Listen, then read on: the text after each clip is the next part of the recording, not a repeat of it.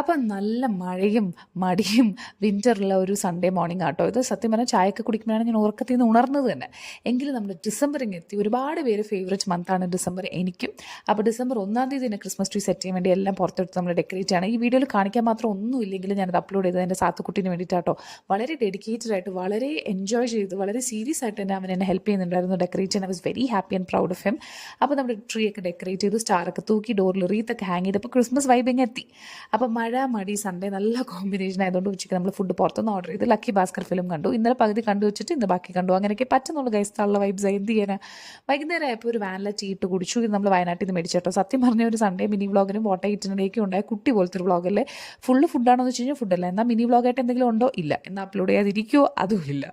അപ്പോൾ നല്ല ലേസി ആയിട്ട് ഇരിക്കുമായിരുന്നു. പിന്നെ മഴയും കൂടി ആയതുകൊണ്ട് പുറത്ത് പോകുന്ന പ്ലാൻസ് ഒന്നും ഇല്ലായിരുന്നു. അപ്പോൾ ഇന്ന് നമ്മുടെ ഈ ട്രീ ഒക്കെ കണ്ട് ഈ സ്റ്റാറൊക്കെ കാണുമ്പോൾ തന്നെ ഒരു വല്ലാത്ത ബ്യൂട്ടിഫുൾ വൈബാണ്. അപ്പോൾ എല്ലാവർക്കും ഹാപ്പി ഡിസംബർ.